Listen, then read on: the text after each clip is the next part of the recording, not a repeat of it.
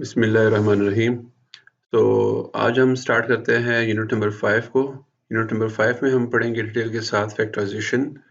Now factorisation जो है एक बहुत ही इम्पोर्टेंट कॉन्सेप्ट है मैथमेटिक्स में, जो कि कॉम्प्लेक्स एक्सप्रेशंस को जो है सिंपल एक्सप्रेशंस में कन्वर्ट कर लेती है।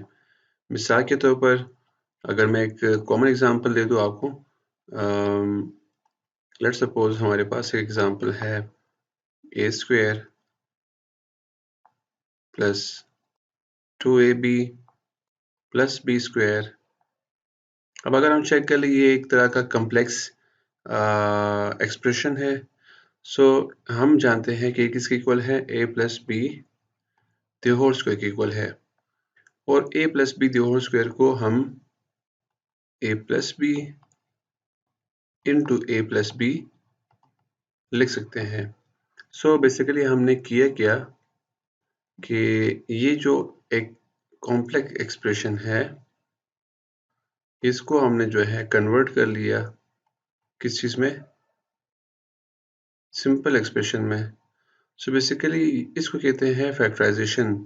हम कह सकते हैं कि हमने इसको, इस कॉम्प्लेक्स एक्सप्रेशन को फैक्टराइज कर दिया। ठीक है, हमने क्या कर दिया, इसको फैक्टराइज कर दिया। Now what is factorisation? अगर किसी पॉलिनोमियल को, फॉर एग्जांपल हमारे पास एक पॉलिनोमियल है p ऑफ x, अगर इसको हम समहाउ एक्सप्रेस कर ले दो या तीन फर्दर पॉलिनोमियल्स में, let's suppose g of x and h of x, तो इन दोनों पॉलिनोमियल्स को, ये जो दो इसके फर्दर एक्सप्रेशंस बने हुए हैं, जिस तरह एक g ऑफ x है, एक h ऑफ x है, इनको कहते हैं फैक्टर्स। इनको फैक्टर्स कहते हैं। सो किसी भी पॉलिनोमियल को अगर हम जो है एक्सप्रेस करते हैं, शो करते हैं, रिप्रेजेंट करते हैं अपने फैक्टर्स में, इसको जो है अगर हम रिप्रेजेंट करते हैं, तो इसे जो है हम, इस प्रोसेस को हम कहते हैं फैक्टराइजेशन। तो इसे हम फैक्टराइजेशन कहते हैं। नाउ फैक्टराइजेशन के कौन कौन से टाइप्स हो सकते हैं? सो हम लिख सकते हैं कि हमारे पास ये हो सकता है कि एक ऐसा एक्सप्रेशन हो लाइक के ए प्लस के बी प्लस के सी, यानी हर टर्म में जो है एक कॉमन नंबर जो है हमें मिलेगा। फॉर एग्जांपल इस एक्सप्रेशन में अगर हम चेक करते हैं तो k जो है वो एक कॉमन टर्म है। सो हम इसको इस तरह लिख सकते हैं, इसको अगर हमने फैक्टराइज करना हो तो हम लिख सकते हैं k को कॉमन लेंगे, लिखेंगे k into a plus B plus C. तो इस तरह जो है ये क्या हुआ, अपने फैक्टर्स में डिवाइड हुआ, अपने फैक्टराइज हो गए ये। फॉर एग्जांपल हमारे पास एक एग्जांपल है कि लेट्स सपोज एक एक्सप्रेशन है 10a प्लस 5b, इसको अगर हमने फैक्टराइज करना हो। अब अगर हम चेक कर ले तो बेसिकली 10a जो है उसके अंदर बेसिकली क्या है, 5 मल्टीप्लाइड बाय 2। सो हम इसको इस तरह लिख सकते हैं कि 5 multiplied by 2a plus 5b। तो इसमें हम कॉमन ले सकते हैं 5 को।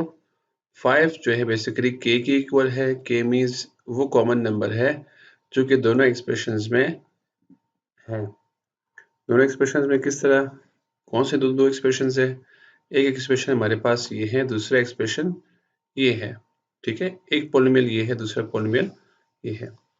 तो हम क्या करते हैं कि इसमें से 5 को कॉमन लेंगे। जब 5 को हम यहाँ से कॉमन लेंगे तो हमारे पास यहाँ पे बच जाएगा क्या चीज़, 2a, फिर प्लस 5 को हमने कॉमन ले लिया, क्या बच गया, b। सो अगर आप जो है 10a प्लस 5b को जो है सॉरी, अगर आप इसको जो है फैक्टराइज कर लेते हो तो आंसर आ जाएगा 5 इंटू 2a प्लस b।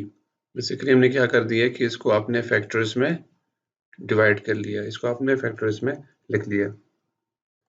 अच्छा, हमारे पास इस तरह का भी टाइप हो सकता है जिसमें हमें जो है लाइक लेट्स सपोज हमारे पास है AC plus AD plus BC plus BD। अब यहाँ पे अगर हम चेक कर ले तो कोई भी ऐसा नंबर, कोई भी ऐसा कॉमन नंबर नहीं है। सो थोड़ा सा क्लोजली ऑब्जर्व करने के बाद हमें आइडिया हो जाएगा कि अगर हम यहाँ पे जो है लेट्स सपोज यहाँ पे A को कॉमन ले ले और यहाँ पे जो है हम B को कॉमन ले ले, मतलब इनको हम कॉमन ले सकते हैं। सो अगर हम A को जो है यहाँ पे कॉमन ले लेंगे तो हमारे पास बनेगा, A को जब कॉमन लेंगे तो हमारे पास बच जाएगा C प्लस D प्लस, और यहाँ पे जो है अगर हम B को कॉमन ले लें, B को कॉमन लेने के बाद जो है हमारे पास बनेगा C प्लस D। और अब अगर हम चेक कर ले, एक टर्म हमारे पास ये है, दूसरा टर्म ये है, इन दोनों टर्म में जो है C प्लस D क्या है, कॉमन है। सो हम क्या करेंगे, C प्लस D को कॉमन ले लेंगे। जब हम C प्लस D को कॉमन लेंगे तो यहाँ पे क्या बच गया, A प्लस यहाँ से C प्लस D को कॉमन लेंगे तो हमारे पास बचेगा B। सो बेसिकली इसको जब आप, इस एक्सप्रेशन को जब आप फैक्टराइज करते हो तो आपके पास आंसर क्या आएगा, इसकी फैक्टराइजेशन क्या होगी, A plus B into C plus D। ठीक है, इसी तरह हमने स्टार्ट में ही डिस्कस कर लिया। अगर हमारे पास कुछ इस तरह का जो है टाइप हो कि A square plus minus 2AB plus B square, यानी अगर A स्क्वेयर प्लस 2AB हो तो हमारे पास आएगा A plus B the whole square, और चूंकि ये द होल स्क्वेयर है तो हम इसको जो है A plus B into A plus B लिख सकते हैं। और अगर ये जो है A minus B A square minus 2AB हो प्लस B स्क्वेयर, सो ये हमारे पास आएगा A minus B the whole square, और उसको भी हम लिख सकते हैं A minus B into A minus B, क्योंकि ऊपर स्क्वायर है तो इसको हम 2 टाइम्स लिख सकते हैं। इसी तरह अगर हम चेक कर ले तो हमारे पास ऐसा भी हो सकता है कि हमारे पास एक कॉम्प्लेक्स एक्सप्रेशन जो है वो इस फॉर्म में आ जाए कि A square minus B square.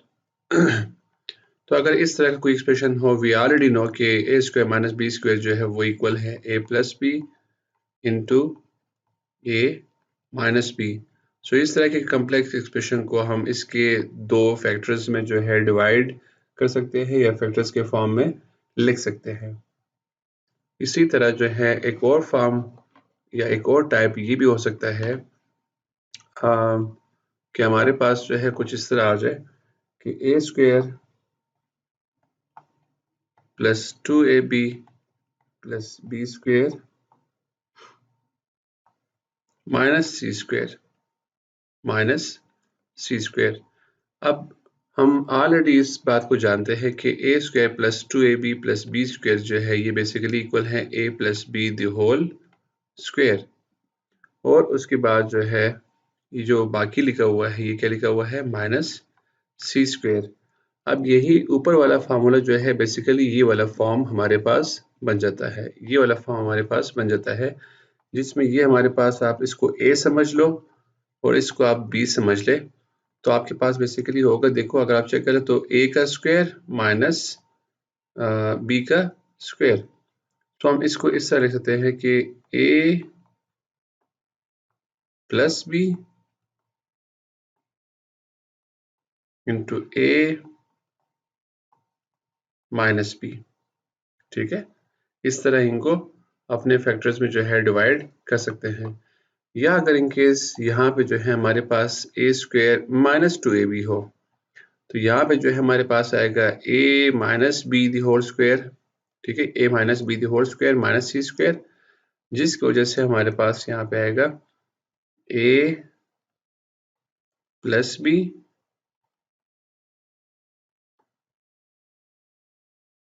A minus B. ठीक है,